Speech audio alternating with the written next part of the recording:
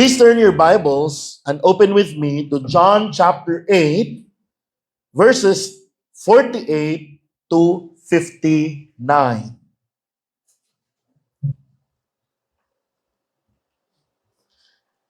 And let us read verse 48 to 59 of John 8. The Jews answered him, "Are we not right in saying that you are a Samaritan and have a demon?" Jesus answered, "I do not have a demon, but I honor my Father, and you dishonor me. Yet I do not seek my own glory. There is one who seeks it, and he is the judge. Truly, truly, I say to you, if anyone keeps my word, he will never see death." The Jews said to him, "Now we know that you have a demon. Abraham died, as did the prophets. Yet you say, if anyone keeps my word, he will never taste death. Are you greater than our father Abraham who died? And the prophets died. Who do you make yourself out to be?" Jesus answered, "If I glorify myself, my glory is nothing. It is my Father who glorifies me, of whom you say he is our God. But you have not known him. I know him. If I were to say that I do not know him, I would be a liar like you. But I do know him and keep his word. Your father Abraham rejoiced that he would see my day. He saw it and was glad." So the Jews said to him, "You are not yet 50 years old, and have you seen Abraham?" Jesus said to them, "Truly I say to you, before Abraham was, I am." So that they picked up stones to throw at him, but Jesus hid himself and went out of the temple. We now come to the culmination of the conflict and arguments that the Lord Jesus had with the religious leaders of the Jews. No? Ang verse 59, kung inyong mabasa, no? Mo ni ang ending aning chapter 8. So they picked up stones. The Jews, munit silang bato to throw at him. But Jesus hid himself and went out of the temple.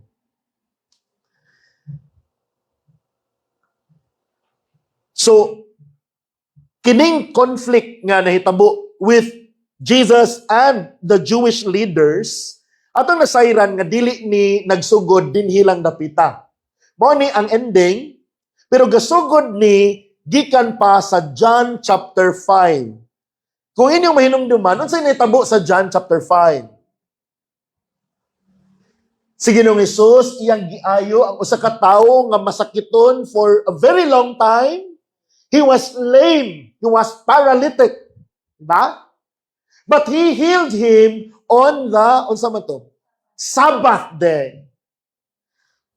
Kay naayo naman ang tao, iyang gibit-bit ang iyang gihigdaan, which was, according to the Jewish tradition interpretation of the Sabbath law, is not permissible. Ang pagkarga mismo, dili allowed. So that is a violation. O dili lang kay kanaara, ang pag-ayo ni Jesus adtong tawhana is also a violation of the Sabbath. Pero unsa may gitubag ni Jesus ngadto kanila? Ingon siya sa John 5, "I myself am working." So nganong giayon niya ang tawo tungod kay ang iyang amahan bisan sa adlaw sa igpapahulay padayon nga nagtrabaho hangtod karon. Ug busa siya nga anak sa amahan nga mao ang Dios nagpadayon usab sa iyang pagtrabaho. Because of this, the Jews sought all the more to kill him. Why? Because he not only was breaking the Sabbath, so dili na ang issue about the Sabbath law, but also he was calling God his own Father, making himself equal with God. Sa ato pa, pag-claim ni Jesus nga God is His Father, ang but pasabot na yana is that He, as the Son, is equal with His Father and that He too is divine. So, the Jews understood His claim of to deity perfectly from the beginning. Mao nang gikan adtong tungura, gusto na gyud nila pas. Og si Jesus pod ning ikyas ra pod siya didto sa Jerusalem, didto sa siya for a considerable length of time didto sa Galilee. Didto siya nagministeryo, attend to that feast. Yan, nagkagrabe ang conflict ni Jesus og ang mga Hudyo. Di ba unsay mga giteach ni Jesus didto sa Sukot? Una, iyang gitudlo, ingon siya, if anyone thirst, let him come to me and drink. Whoever believes in me, as the scripture has said, out of his heart will flow rivers of living water. Sa Feast of Sukkot, di ba, doon ay gitawag og water drawing ceremony. To remind the Jews of God's provision of water in the wilderness. No, from the rock, no, dito sa waters of Meribah. So daghang panahon nga ang Dios nag-provide nila og tubig. Og pinaagi sa pagsulti ni Jesus nga, come to me, anyone who thirsts and drink, He claims that all the provisions of water and this water drawing ceremony pointed to Him. He is the true source of the satisfaction of human thirst. Kikitang tanan doon naman tayo kauhaw, si Jesus maoy makatagbaw ni ini. Right? So katong feast ceremony nga water drawing pointed to Him. And then again, doon na napagitudlo si Jesus. Usa sa buhaton sa Feast of Tabernacles was the candelabra lighting every evening. No, doon ay dagko kaayo nga poles, then dito sa taas is the huge candles nga katkaton og mga batanon, upat na sila, dayon sindihan, musiga, to remind the Jews also of the pillar of fire by night, okay, and pillar of cloud by day that guided the Israelites in their wilderness wandering for 40 years. Ningon si Jesus sa John 8:12, I am the light of the world. Whoever follows me will not walk in darkness, but will have the light of life. So, kanili ay kalayo, katudi ang kahayag gi-provide sa Ginoo in the wilderness ug maoy commemorate sa candelabra celebration sa Sukkot, pointed to Him as the light of the world. Nya kana tanan mo ay gi-claim ni Jesus. And then He also taught that if the Son sets you free, you will be free indeed. Kaya again, ang Feast of Booths nagpahinumduman sa mga Israelita nga for 40 years dito sila sa wilderness nagtuyok, no? And they were living in tabernacles or tents. Ngano man, ahaman sila gikan gipahigawas sa Ginoo. Gikan sa slavery sa Egypt through Moses who was their deliverer.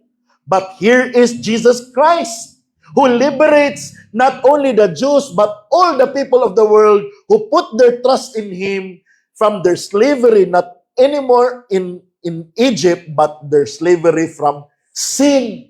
If the Son sets you free, you will be free indeed. Sa ito pagkantutanan ng mga seremonya, sa mga symbolism, sa Sukkot or Tabernacle, pointed to the realization of the Messiah. Okay? Ya kinipod karon mga kaigsuonan, kining declaration ni Jesus Christ. Kining ang pag-assert that before Abraham was, I am.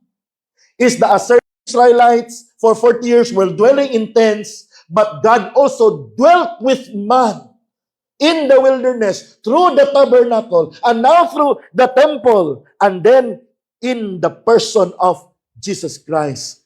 Yahuwah, God, Yahweh, ini ang atong hisgutan karon nga buntag. And makita nato mga kaigsunan nga every time, no, di ba sa atong previous nga mga gitun-an sa nanglabay mga Domingo, every time dunay teaching si Jesus, Ang mga Jews, mga kadagkuan sa Hudiyo, gituuhan ba nila? Wala. Wala. Some of them believe, but their faith was shallow, superficial. Nga pag-abot na dayon sa mga teachings ni Jesus ng mga lisod, muupos na pod sila. So, mo nang one argument, balusa na pug lain na argument, lahi na pod nga truth, no, so palpalo na pod og lain nga mga argument, hangtod nga nahimo gyud siyang debate, nahimo siyang og argumento. Ang naasa sa mga argumento sa mga naasa sayop, siyempre kay sayop man, gikan sa mga debate nga theological, muabot na dayon sa personal. E di naman kadaog sa rasonay. Muadto na dayon sa pagpanginsulto. Kay matandog naman ang mga emosyon. So personal na dayon nga, no dili na theological, mo resort na dayon sa name calling to degrade the person na dili nila madaog. So mao ni nahitabo karon dinhi. This is the main idea of if we are to summarize everything that we will be learning from this passage, maoni, the Lord Jesus Christ, whom the Father honors and glorifies, revealed himself as the eternal God, the great I am, by declaring his pre-existence before Abraham, thereby proving his authority to grant immortality to all who continually keep and obey his word. I know that's a mouthful, but we will expound on that. We will slowly and gradually understand that better. Now, for the transformational intent, sa may intention ni John sa iyang pagsulat ni ini, that hearers like us may believe that the Lord Jesus Christ is the eternal God, Diyos siya, and respond with absolute worship, find great assurance in his divine authority over death, and prove their faith through perseverance and lifelong obedience to his word. Okay? So ato ning mas i-simplify pa sa ato ang pagsabot karon sa atong pagpamalandong. Right. For our outline, ngoni ang ato ang sundon, dunay upat ka mga bahin.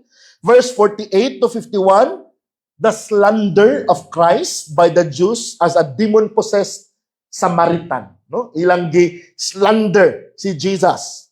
Dayon ikaduha, verse 52 to 56, the superiority of Christ whose word gives immortality. No, ang pagkalabaw ni Kristo kansang mga pulong makahatag og kinabuhing walay katapusan.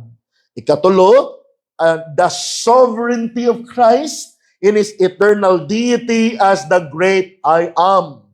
Verse 57 to 58. And then lastly, di naman gid kadaog ang mga Jews. Sige lang gibuhat, verse 59. The stoning of Christ by the Jews and his hiding away from them. So let's come now to the first point. Verse 48 to 51 atong basahon mga kaigsunan. The Jews answered him, "Are we not right in saying that you are a Samaritan and have a demon?" Jesus answered, "I do not have a demon, but I honor my Father, and you dishonor me. Yet I do not seek my own glory. There is one who seeks it, and he is the judge. Truly, truly, I say to you, if anyone keeps my word, he will never see death." Okay? The religious leaders, utterly defeated in theological argument, now resort to the last refuge of those who cannot answer truth. Kaya di naman nila madaog si Jesus sa debate theological, niadto na dayon sila sa ilang last resort, pagpanginsulto sa personal kang Ginoong Jesus. Personal attack. The Jews answered him, "Are we not right in saying that you are a Samaritan and have a demon?" Sakto yun siguro no nga ikaw usa ka Samarianhon ug ikaw gi demonyuhan. Okay? Unsa may buot pasabot aning duha this twofold slander kang Jesus. To call someone a Samaritan was to declare him a mixed blood or half-breed, a heretic, cut off from the covenant people of God, and an outcast. So, Ka-remember ta, di ba, ang mga Samaritans o Jews, dili na sila magka-sinabot. No? Kaya ang mga Samaritans, doon na sila dugo ng mga Hudeo, Jew sila, pero mixed sa mga Gentiles. So ang ila pong worship is halo po, no?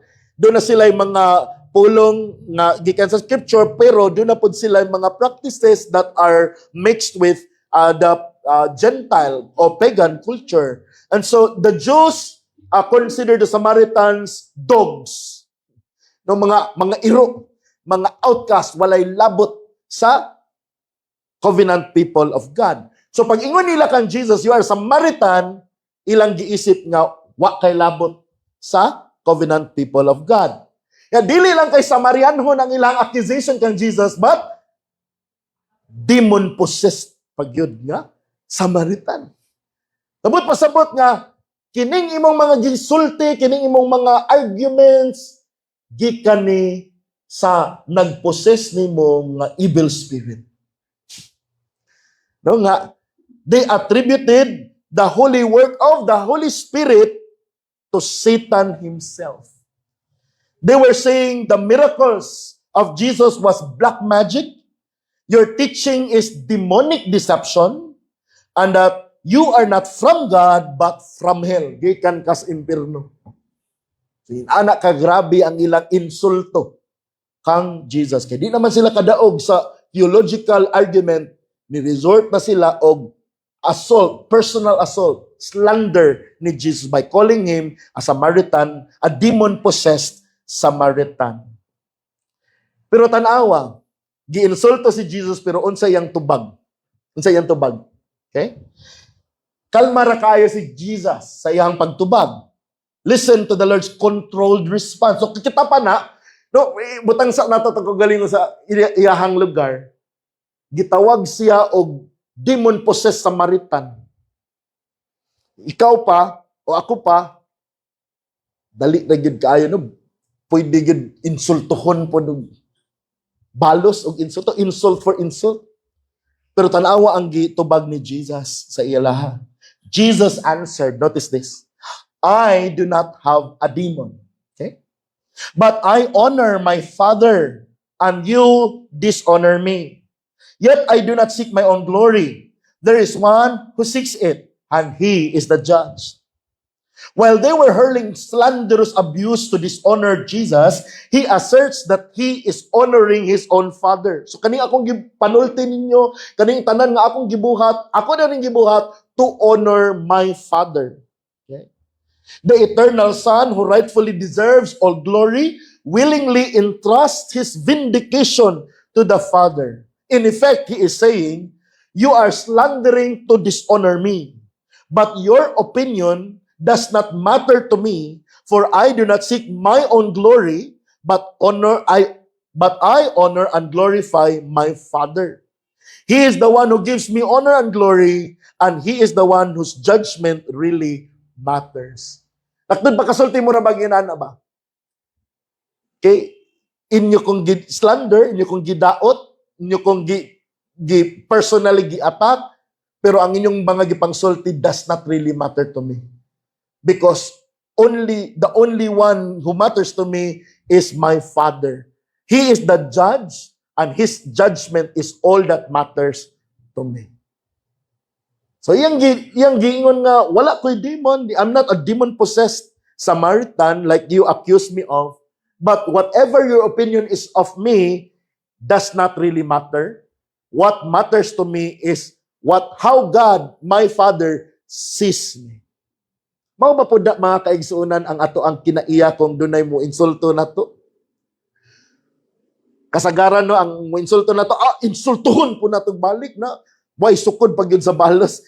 Okay, inana. Pero sa tinuod, kining gibuhat ni Ginoong Hesus, he entrusts his reputation to the Father.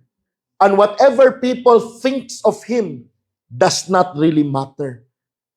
What really matters most to Christ is how God the Father sees him. So as the great reformer John Calvin notes, Christ does not stand up for his own glory, but is content with the judgment of God. Wala niya gipaglaban o nga usayop mo inana, but ang iyaharag yun, nagmatter kang Christ is the judgment of God of him. And despite their slanderous attack, kanipag yun, the Lord still invites them to be saved and escape death. Grabe, giinsulto, gibutang-butangan na, you are a demon-possessed Samaritan, an outcast, and you came not from God but from hell. Pero tanawa yung gisulti din na, ani, truly, truly, I say to you, if anyone keeps my word, he will never taste death. Grabe, si Ginoong Jesus. Okay?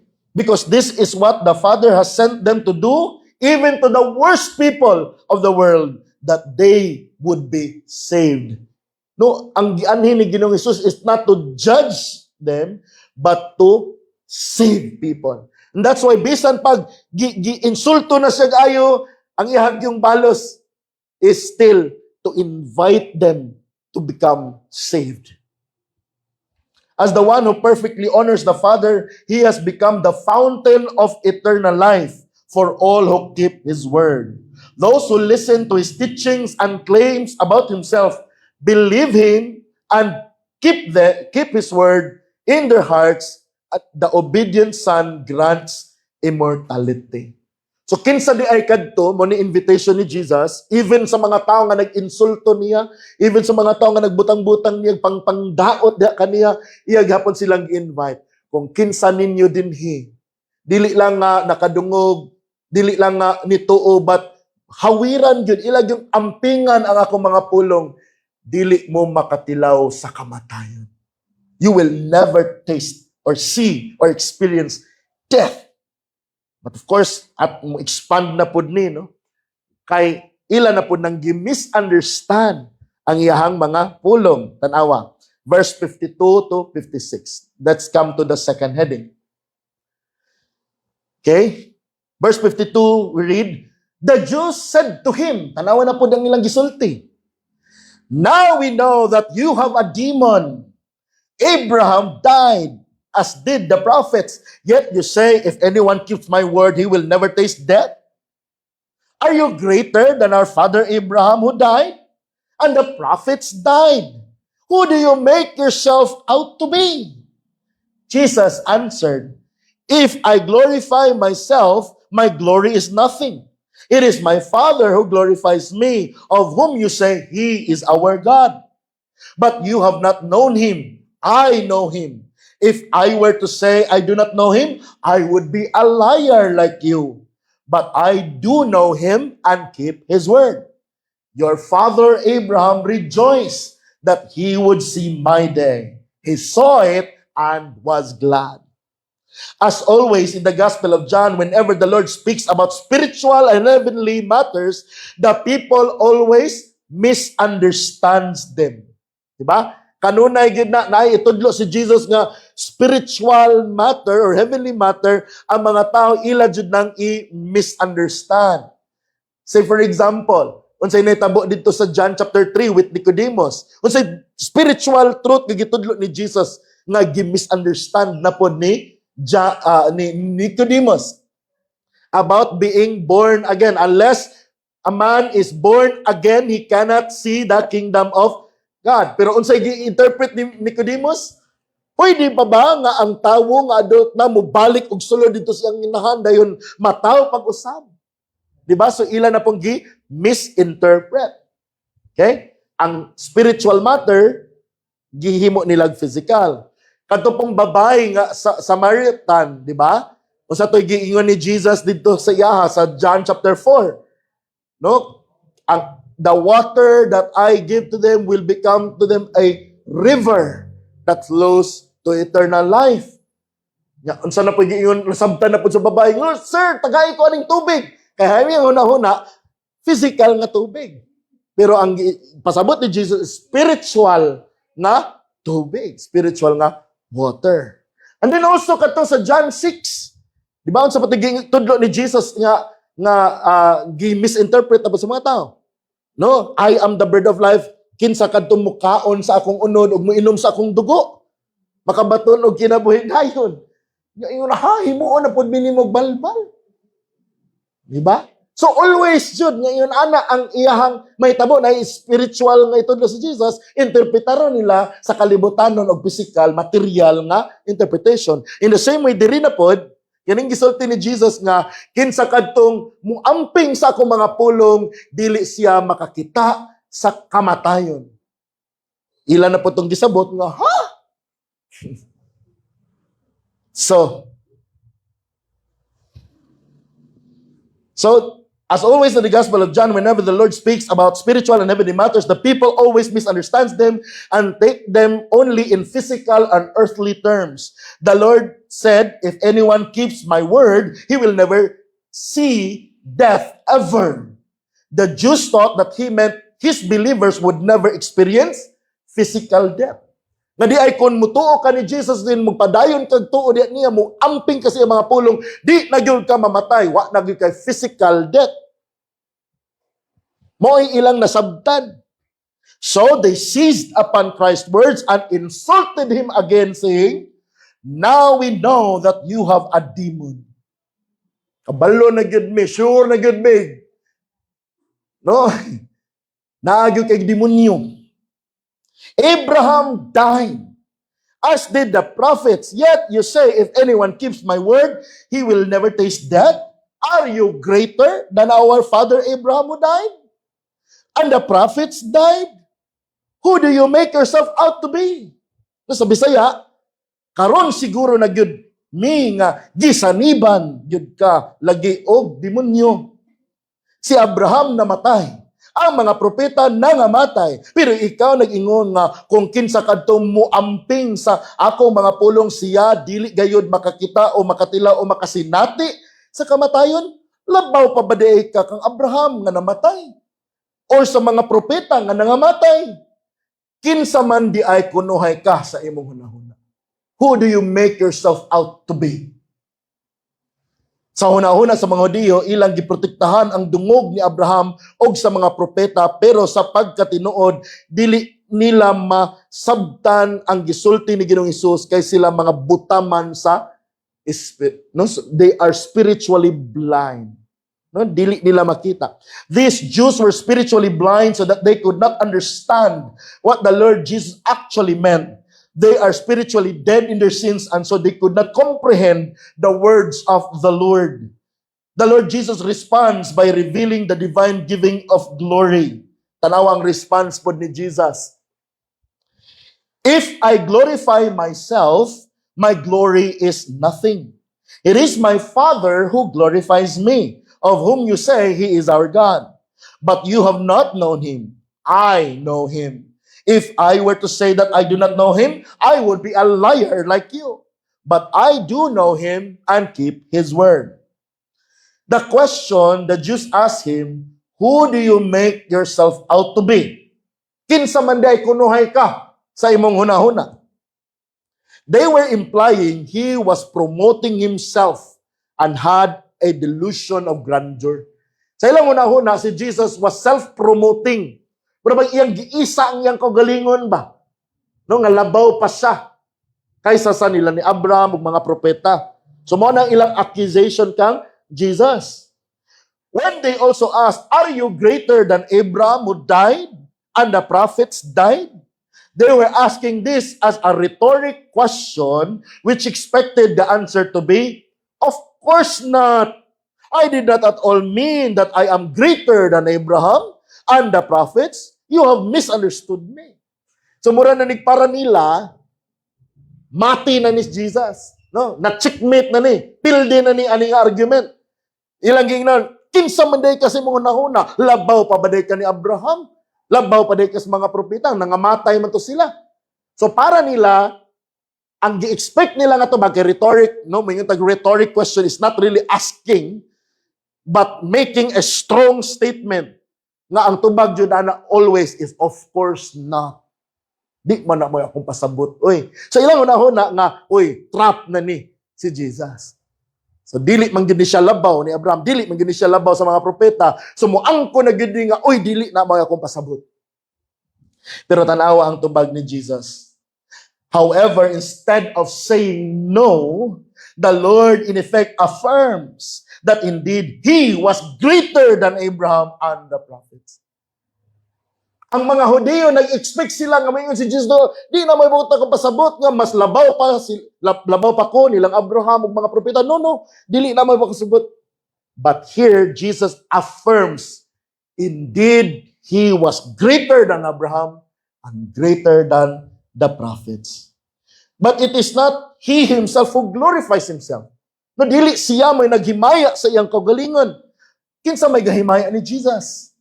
His very own Father, who the Jews claim to be their God. However, the Jews do not truly know God, while the Lord Jesus does.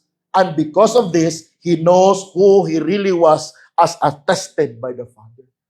No, ang mga Hudyo, they pretend, they think they knew God, and God was their God. But sa tinuod nga si Jesus, wala gyud mo kaila sa Dios. Kaya kung nakaila pa mo sa Dios, mutuo unta mo nako. Og siya mao'y naghimaya sa anak. Okay?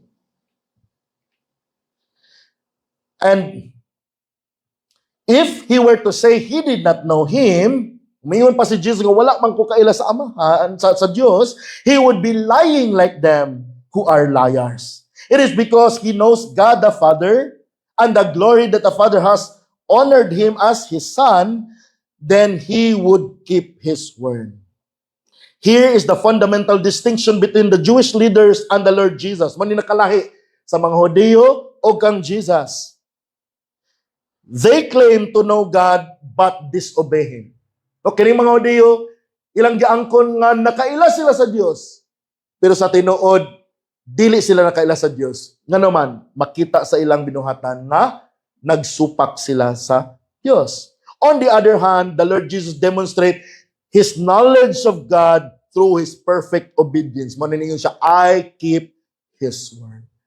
So kay nakaila man gid siya sa iyang Amahan nga mao ang Dios, mao nang iyang gituman, makita siyang kinabuhi ang iyang pagtuman sa mga pulong sa Dios. So he crushes their misplaced confidence. Verse 56, tanawa sa 56. Your father Abraham rejoiced that he would see my day. He saw it and was glad. Kani nga statement ni Jesus, grabe pod ni ka amazing, mga kaigsuonan. Si Abraham was the pride of the Jews and their security. Okay? They found their ultimate joy si Abraham mismo nga maoy gisaligan sa mga Hudyo nga because Abraham is their father, therefore secure ang ilahang blessing sa Dios Amahan. Okay? But si Abraham mismo found his ultimate joy not in his own name, but in the coming Messiah. Amuabutay nga manluluwas. And notice here, the Lord Jesus did not say, tanawa, wala gisulti din ni Jesus nga, your father Abraham rejoiced that he would see the days of the Messiah. No? Unsay gisulti ni Jesus, instead of the days of the Messiah, nakita ni Abraham, mo nang nalipay siya. Ang yang gisulti, notice there, your father Abraham rejoiced that he would see my day. Akong adlaw. Okay? This again is a clear declaration that the Lord Jesus claims He was the Mashiach or the Messiah, the promised seed of Abraham, through whom the blessings God has promised to the world would come. Turn to Genesis 22. Doon ay gisaad ang Diyos nga tukang Abraham. Ngayong panalanginan ang tibuok kalibutan pinaagi sa binhi ni Abraham. Genesis 22:16 to 18. Human nga tuman ni Abraham ang test nga iyang ihalad si Isaac, no? Iyang i-offer dito sa altar sa Mount Moriah, pero wa gipadayon. So, tungod kay ni-obey man si Abraham, mo ni gisulti sa Dios kaniya. Verse 16, and said, "By myself I have sworn, declares Yahuwah, because you have done this thing, and have not spared your son, your only one. Indeed, I will greatly bless you, and I will greatly multiply your seed as the stars of the heavens, and as the sand which is on the seashore." And notice this, "And your seed," singular, "your seed shall possess the gate of his enemies.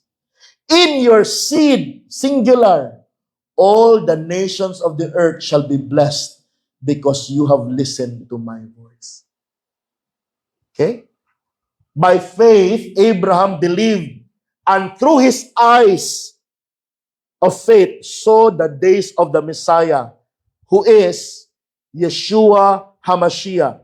In the Greek, Jesus Christus. In English, Jesus the Christ. Sa pagsaad sa Dios kang Abraham nga dunay usa sa iyang binhi nga who will possess the gates of his enemies, meaning to say he will be reigning as king in all the nations forever, and that the nations of the earth will be blessed through that seed, that singular seed.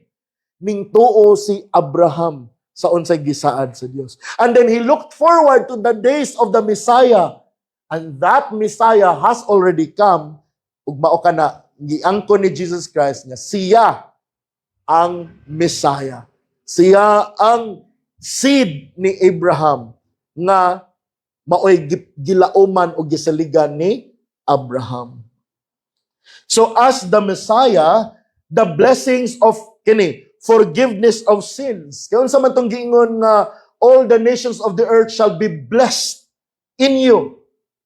Nga di ay unsa man ning blessing nga promise ni God ngadto kang Abraham, it's not just material blessings, but the undoing of the curse.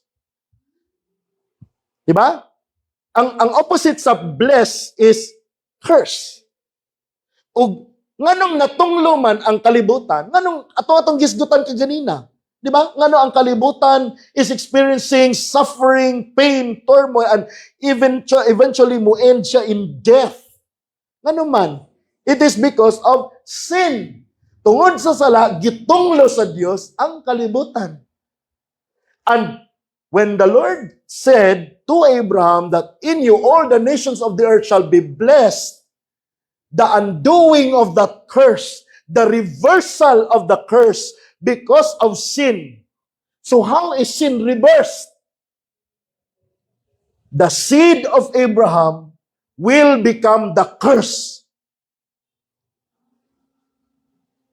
Ang binhi ni Abraham mooy moangkon sa tanang tunglo aron siya mooy mamatay, because cursed is everyone who is hung on a tree.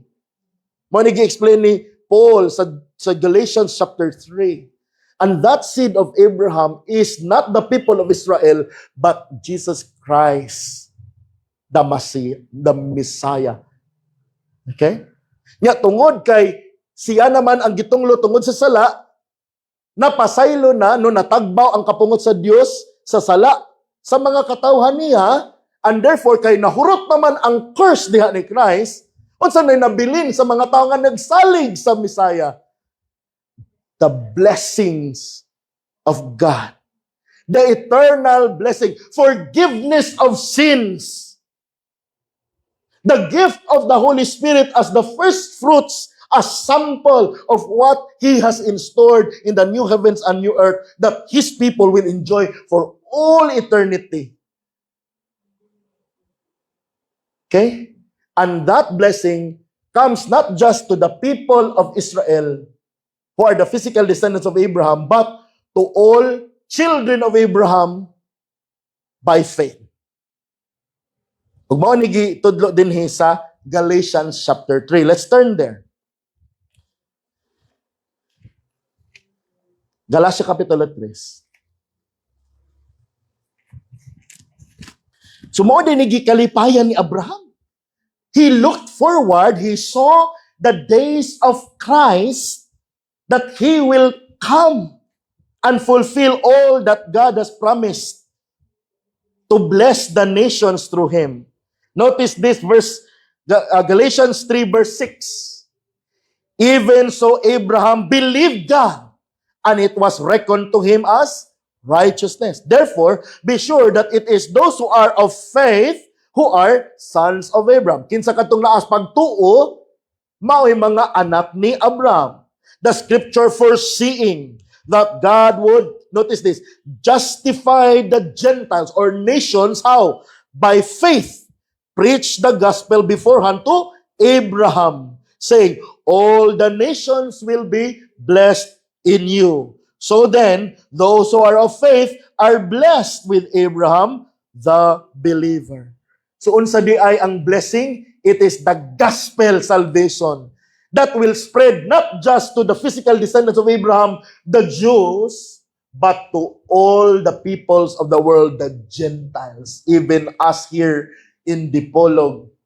If you believe in the good news, you are children of Abraham. And the curse of sin is undone. Blessing instead of curse. Tanawa verse 10, yun sa pag-expound ni Paul. For as many as are the works of the law are under the curse. For it is written, cursed is everyone who does not abide by the law, by all the things written in the book of the law, to perform them. Now that no one is justified by the law before God is evident, for the righteous man shall live by faith. However, the law is not of faith. On the contrary, he who practices them shall live by them. Verse 13. Christ redeemed us from the curse of the law. How? Having become a curse for us. For it is written, cursed is everyone who hangs on a tree. In order that in Christ Jesus, the blessings of Abraham might come to the nations, the Gentiles, so that we would receive the promise of the Spirit through faith. So appeal ang mga Gentiles, appeal ang mga Pilipino, appeal ta diris Dipolog. Mao na ang blessing nga gihatag sa Dios ngadto kang Abraham. When the gospel was preached to Abraham that he will be a father of a multitude, he believed that and rejoiced. Verse 15. Brethren, I speak in terms of human relations, even though it is only a man's covenant. Yet, when it was ratified, no one sets it aside or adds conditions to it. Now, the promises, notice this, were spoken to Abraham and to his seed. He does not say, and to seeds, as referring to many or plural, but rather to one, and to your seed. Kinsa man na, ingon si Paul. That is Christ.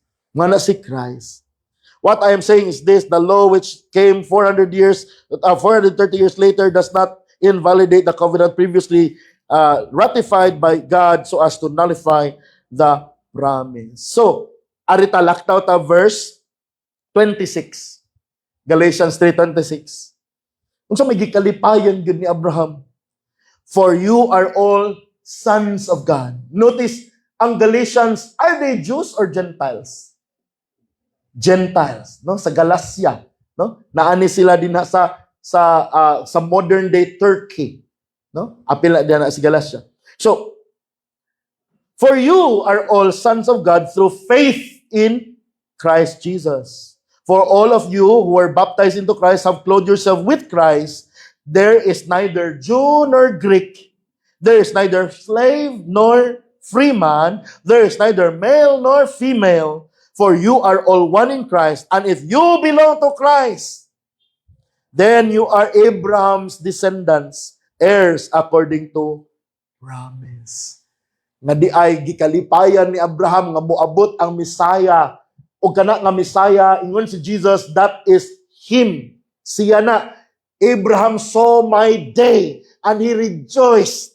So that when Jesus came, He became the curse to undo the curse for the nations, so that God's blessings, forgiveness of sins, the giving of the Holy Spirit, the adoption as children of God by faith will come to the nations of the world. Manibot pasabot, the nations will be blessed in you, or in your seed. all the families of the earth will be blessed. So, maunay kalipayan ni Abraham. Okay? So Abraham believed and through his eyes of faith saw the days of the Messiah, who is Jesus Christ. So, wala nga, even Abraham who died and the prophets who preached about the Messiah also died. Ang ilang paglaom is the Messiah. So that indeed, kinsay mas labaw? Si Jesus. Kay si Abraham o ang mga prophets nag-look forward man sa Messiah. Dili si Jesus may nag-isa siyang kagalingon, but the Father was made him that way. The Father himself was the one who glorified him. So that Abraham and the prophets look forward to the coming of the Messiah. Okay? So mo ang ilang accusation, labaw pa ka ni Abraham, labaw pa ka sa mga propeta. Ang tubag ni Jesus is, dili ako mo ay naghimaya sa kong kagalingon, it is the Father. Yes, labaw pa yun siya. Labaw pa yun siya. Okay? So number 3, verse 57 to 58. Let's proceed.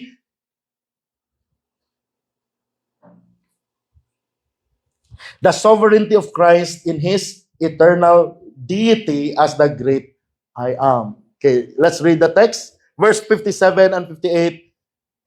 So the Jews said to him, "You are not yet 50 years old, and have you seen Abraham?"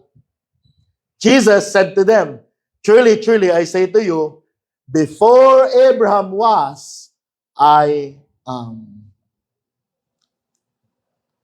Again, the Jews still trapped in earthly physical thinking. They asked, "You are not yet 50 years old, and have you seen Abraham?" Wala pa gani kay 50.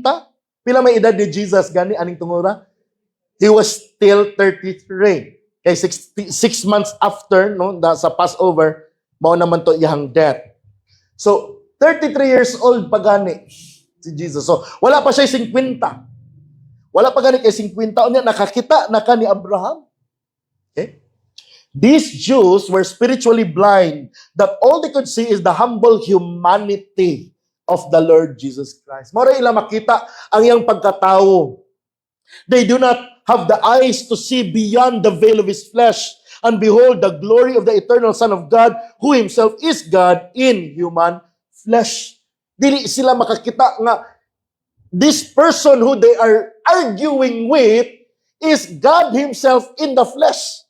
All they see is the flesh, the veil that covered His deity, His glorious Godhead.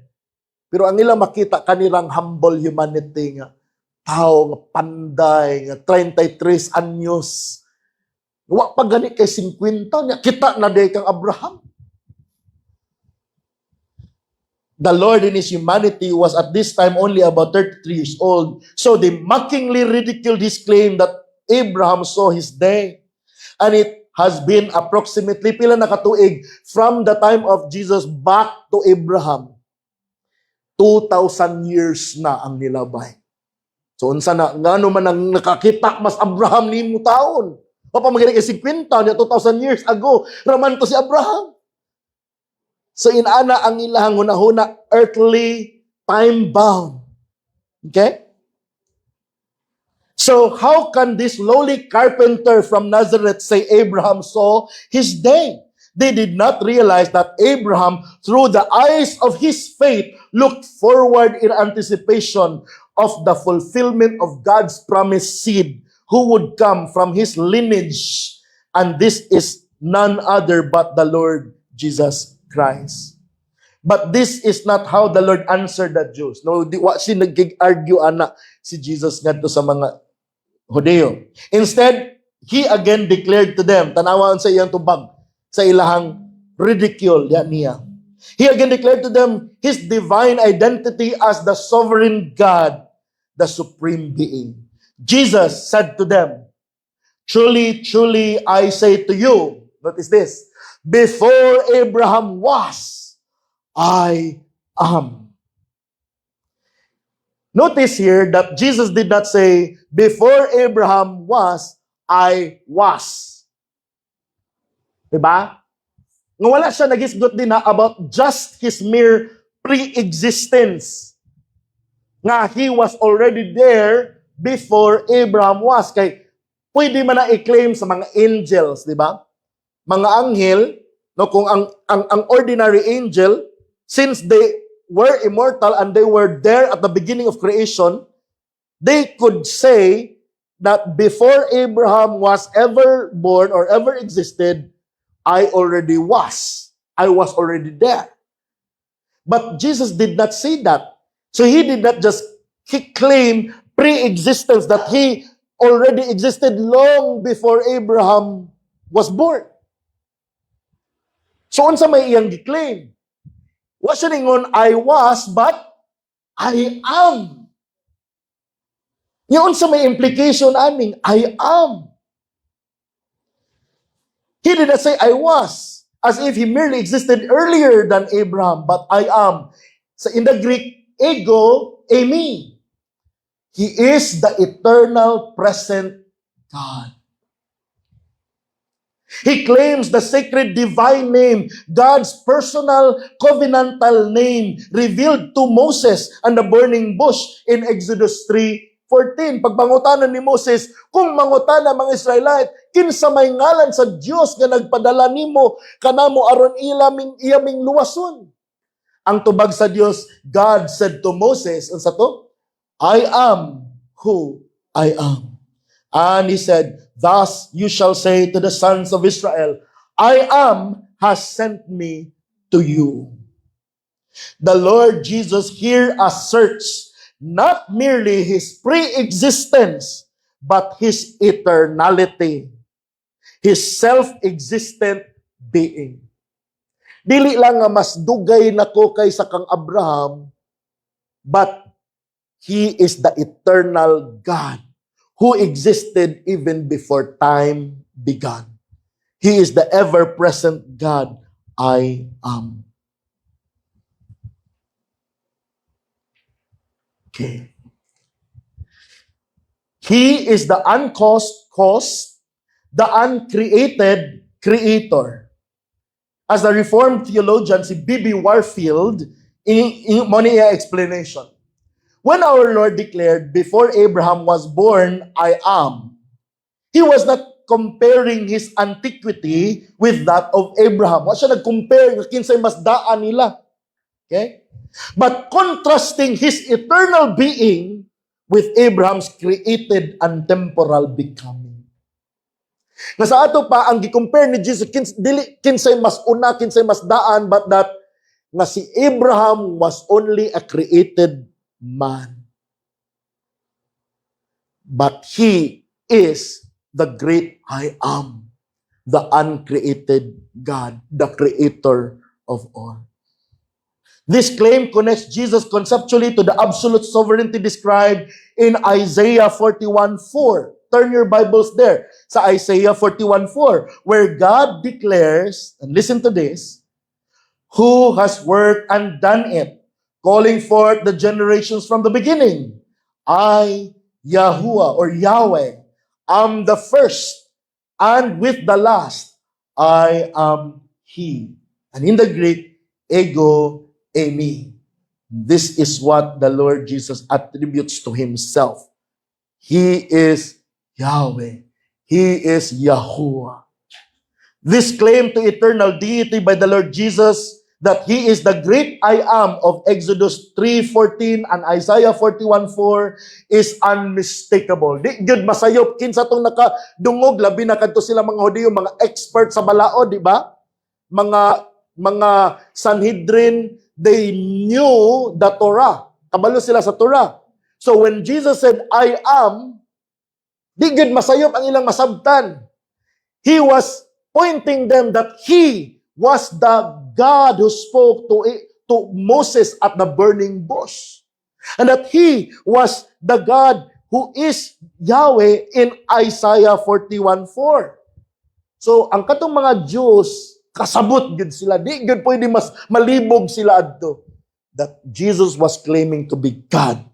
in the flesh. And so tungod kay klaro man kaayo nga si Jesus nag-claim og deity nga siya ang Dios. Unsa man dayo gibuhat sa mga Hudiyo? Ato na ta si kaupat, katapusan. The Jewish leaders understood his claim perfectly, so what did they do? They picked up stones to throw at him. Okay? Kuha silang bato para ilabay diha niya, ibato diha niya. Their violent response testifies to the clarity of his claim. They knew who was claiming to be Yahweh or Yahuwah incarnate.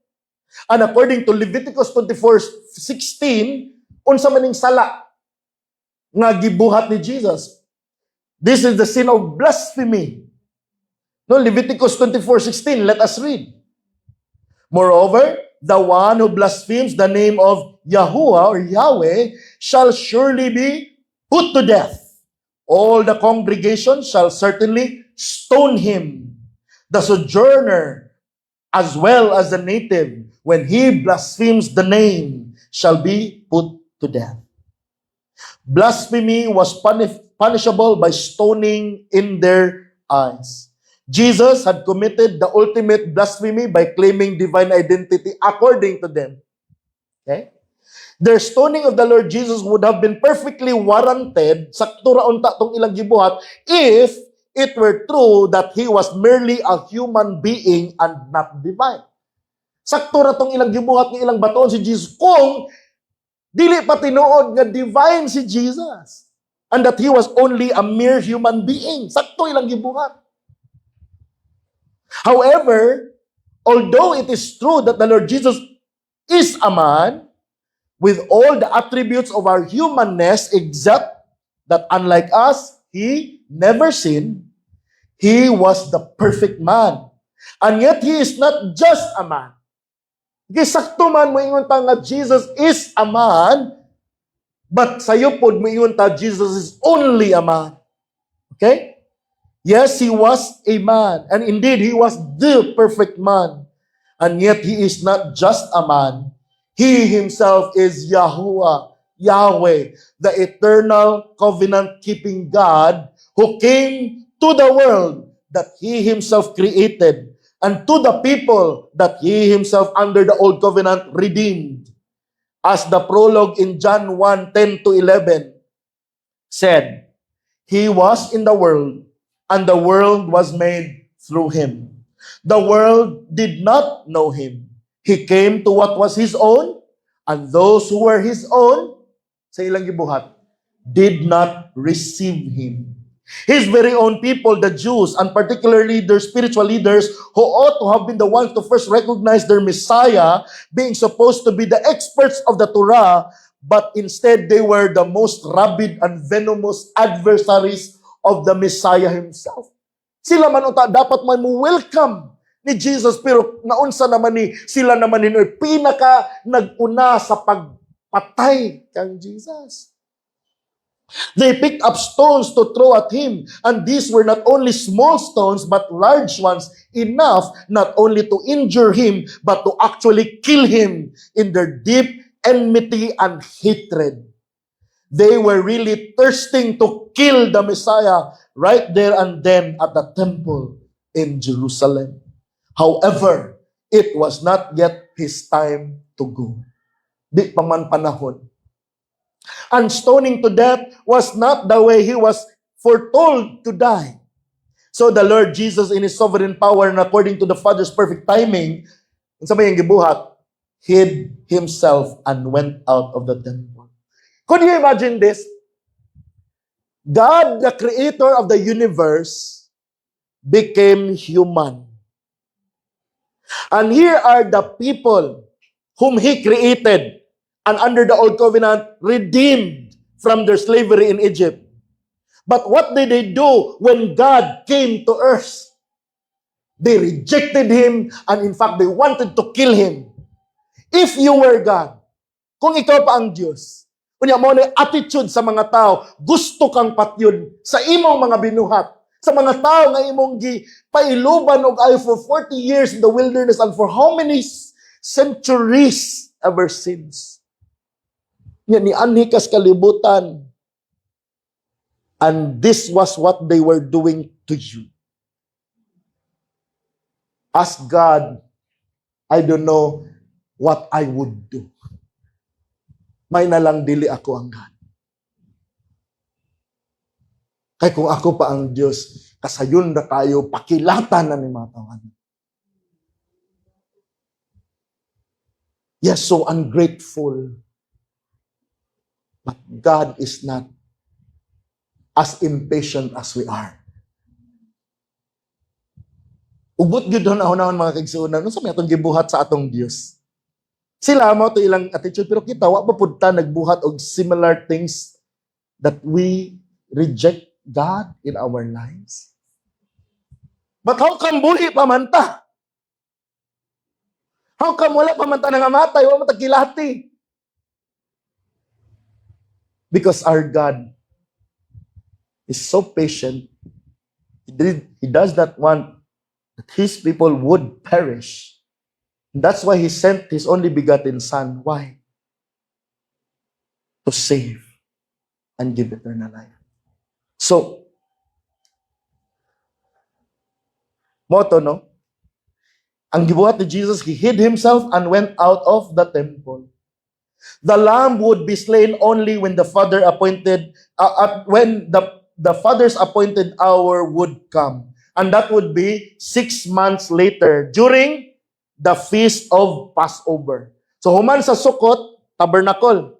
6 months after would be the Passover feast. Anang Passover, unsa may ginabuhat, unsa naman po yung mga ceremonies sa Passover? A lamb would be sacrificed. To commemorate katong lamb nga sa Passover feast nga on the night nga mo escape na ang mga Israelites from their slavery in Egypt, nga ang angel of death would kill the firstborn of the Egyptians, but sayloan, i-pass over ang mga balay sa mga Hudeo, nga naman, doon na may dugo sa lamb dito sa ilang mga pultahan. So that when the angel of death would see the blood of the lamb, he would spare the firstborn in that household. And that also looked forward to the Messiah, who is, ingon si John, the Lamb of God who takes away the sins of not just Israel, but the world, including us. So that when you put your trust in Jesus, His blood on the cross will be applied to you. So that if God's judgment would come, He would spare you His judgment. Why? Because He has already poured out His wrath on His Son. And that would happen not on Sukkot, but on the Passover. That's why although the Jews wanted to kill Him right there and then, in His sovereignty, Jesus was able to escape that and hide Himself from the temple, from the people. But this is also tragic, brothers and sisters, because the Lord Jesus is the image of the invisible God, di ba? He is the very radiance of God's glory. He is the special manifestation of Yahweh Himself at the temple of Jerusalem. Who supposedly kanang temple or katong before tabernacle, dito mo dwell ang glory of God. But here He is, as God Himself in the flesh, coming to the temple, and instead of being received by the people of the Israelites, He was rejected by them. They wanted to kill Him. And so sa gibuhat ni Jesus, who is the image of the invisible God, the glory and radiance of the Father, He went away from them and hid Himself. Mao ni giingon sa Samuel, no, 1 Samuel nga, ikabod. Are you familiar with this term? Ikabod. The glory of God has departed from His temple and people. Nawala na ang himaya sa Diyos dito sa templo sa Jerusalem. Og sa katawhan sa nasod sa Israel, ning biya na ang Emmanuel, God Himself in the flesh. Mana si Augustine, he has this profound observation and said this, listen to this. Si Augustine of Hippo said, as man, he flees from the stones, but woe to those from whose stony hearts God flees. Isip tao, si Ginoong Hesus sa gidihang gibato siya, ning likay siya, ning palayo siya. Apan alaot kadtong mga tawhana, kansang mga kasing-kasing bato, ang Dios mubiya gikan kanila. So in conclusion, what application must this truth that Jesus Christ is the eternal I am have in our lives? So unsa may kalabutan nato karon dinis Dipolog 2025 na dugay na kayong panahon nga nilabay niining realidad that Jesus is the great I am. First, we must bow in worship before the Lord Jesus, who is the eternal I am. Because Jesus is not just a mere human being, He is not just a human Messiah, but He is God Himself, Yahuwah, Yahweh, who has become flesh. Therefore, we must bow to Him in worship. We must worship Him as God. This is not optional theology. It is essential Christianity. You cannot have a saving relationship with Christ who is less than God. The recognition of Christ's deity demands full worship and absolute submission. As J.I. Packer said, the failure to recognize the deity of Christ is not a theological mistake only. It is a fatal flaw in one's faith. Sa ato pa, kung dili ka mutuo nga Jesus is God, dili lang na siya nga ay nasayop lang kas imong gituuhan, but that is a deadly mistake. That is not Christianity to deny the deity of Christ. If He is truly the I am, He must be your God, your Savior, and your Lord. Philippians 2:9 and 10. Therefore, God has highly exalted Him and bestowed on Him the name that is above every name, so that at the name of Jesus every knee should bow in heaven and on earth and under the earth. He is God Himself in the flesh. So any so-called church or religion that does not recognize the eternal deity or Godhood of the Lord Jesus Christ, equal with God the Father and the Holy Spirit, is cultic. Kulto na. Unsa man nga grupo, church ba, or religion, na dili mo ila sa pagka-Diyos ni Jesus Christ, His deity is a cult. It is not to be recognized as the Church of Christ.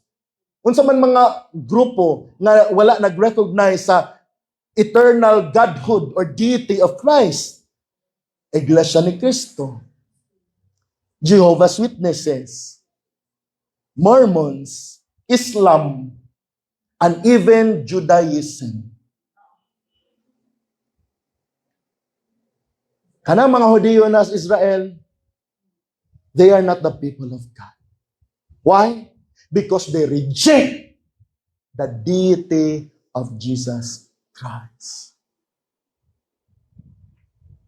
So, kana implications niya. So, muna, even sa iyang panahon, even si Jesus, God is not your God.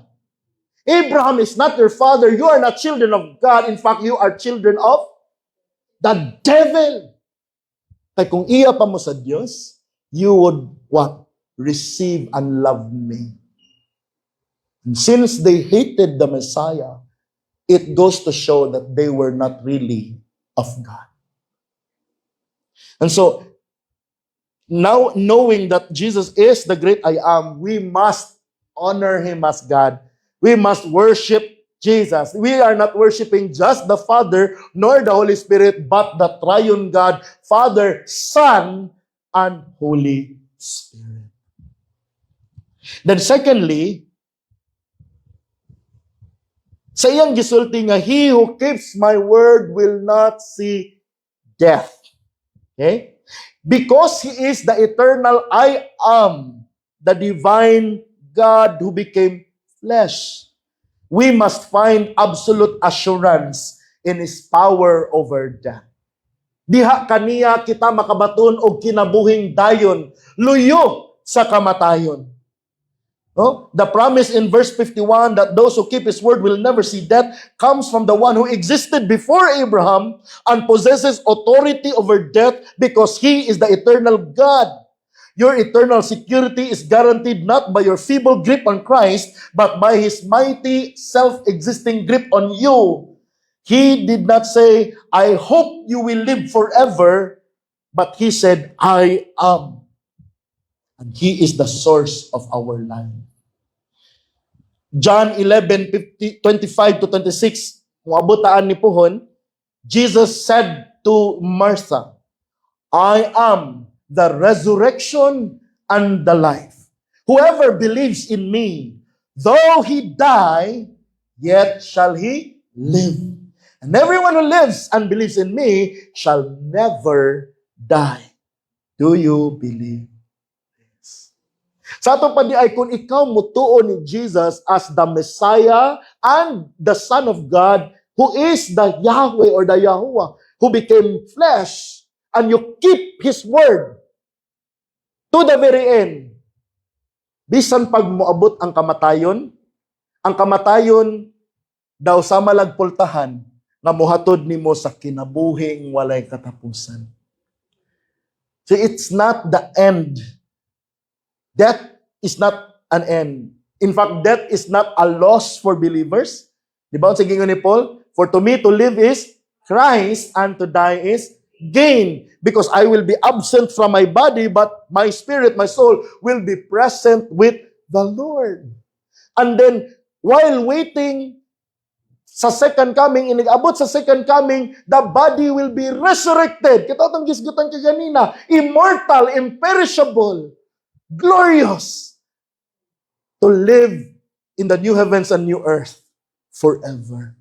So wala na'y kamatayon kung believer ka ni Christ if you keep His word. So trust in Him and demonstrate your faith, the genuineness of your faith by your persevering obedience.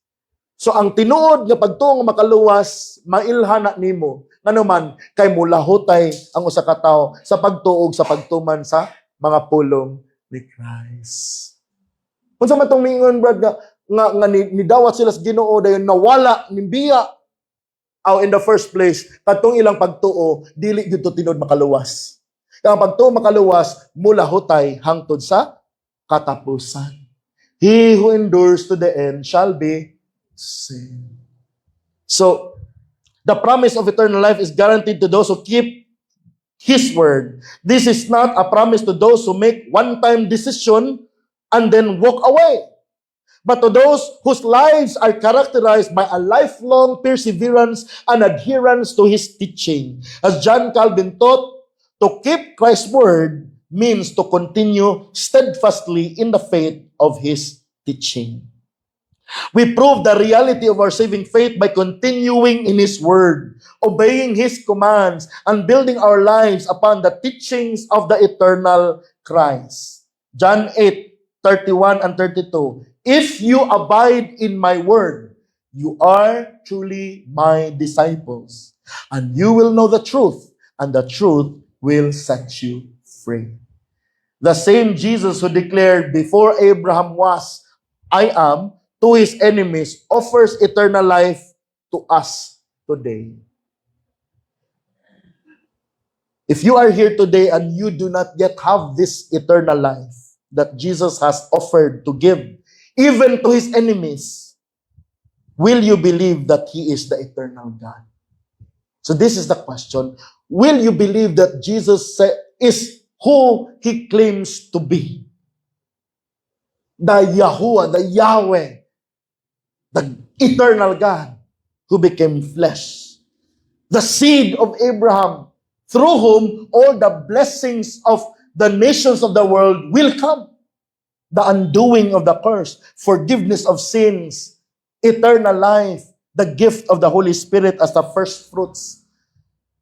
Will you believe that He is the Messiah and God in the flesh? Will you honor and glorify Him? Will you continue in His word? Receive the promises that you will never truly see death. No dili na ka mamatay. Karon atong naisgutan kagahapon, ang tawo nga tungod sa salaon sa ito estado sa tao, spiritually what? Dead because of our transgression and sins. But when you come to faith in Christ, God will make you what? Alive. Banhawon ka. Resurrected life. Regeneration. And then adoption to His family and redemption. And then, in the second coming, you will be transformed. Not just your soul, but your body as well. The redemption of your body. Okay? When we will become like Jesus Christ. So, will you believe in Him? To Him who is, and who was, and who is to come, be the glory forever. Amen.